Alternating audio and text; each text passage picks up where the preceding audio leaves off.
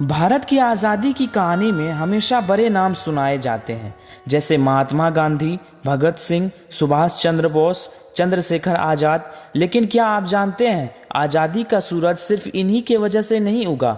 हजारों ऐसे गुमनाम वीर भी थे जिनकी कुर्बानी और संघर्ष इतिहास की किताबों में कहीं खो सी गई है। आज हम उन्हीं भूले बिसरे नायकों को याद करेंगे जिन्होंने अपने खून, पसीने और सपनों से इस देश को आज़ाद करवाया। आज की इस वीडियो में हम उसी वीरों के बारे में बात करने वाले हैं जिसने देश की खातिर अपनी जान लुटा दी, लेकिन इतिहास के पन्नों में उसके चर्चे बहुत ही कम होते हैं। इसमें सबसे पहला नाम है राम प्रसाद बिस्मिल और अशफाकुल्ला खान, जो कि एक दूसरे के अच्छे खासे दोस्त थे। राम प्रसाद बिस्मिल और अशफाकुल्ला खान हिंदू मुस्लिम एकता के प्रतीक थे। चाहे भगत सिंह के साथ मिलकर अंग्रेजों के खिलाफ लड़ाई लड़ना हो या फिर 1925 का काकोरी कांड, सब में इन दोनों ने अहम भूमिका निभाई। शाहजहांपुर से लखनऊ की ओर जा रही ट्रेन जिसमें अंग्रेजों का खजाना लूटकर क्रांतिकारी आंदोलन में इस्तेमाल किया, जिसके बाद इन दोनों को अंग्रेजों द्वारा फांसी दे दिया गया। आखिरी वक्त में भी दोनों वंदे मातरम और इंशा अल्लाह के नारे लगाए। इनकी दोस्ती आज भी एक मिसाल है।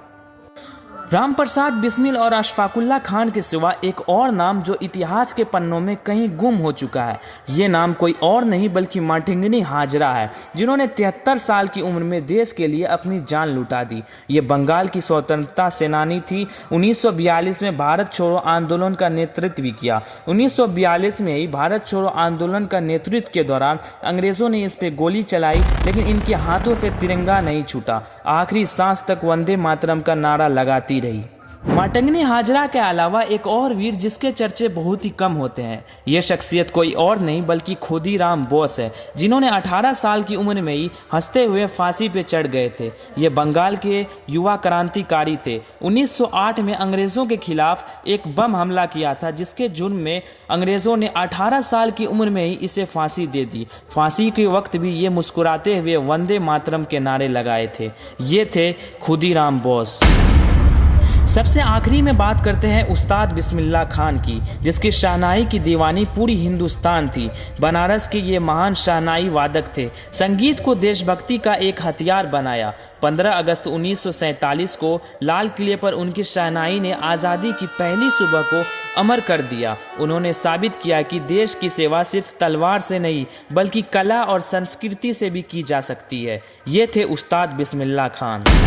दोस्तों, ये थे हमारे गुमनाम वीर जिनकी कुर्बानी के बिना आज़ादी अधूरी थी। आइए इन भूले बिसरे नायकों को सलाम करें, क्योंकि भारत की आज़ादी किसी एक नाम की नहीं बल्कि लाखों कुर्बानियों की कहानी है। दोस्तों, क्या आज से पहले इन गुमनाम वीरों के बारे में आप जानते थे? हाँ या नहीं, अपनी राय कमेंट्स में ज़रूर बताइएगा। और ऐसी ही इंटरेस्टिंग वीडियो रोज़ देखने के लिए हमारे इस चैनल को अभी सब्सक्राइब कर लें।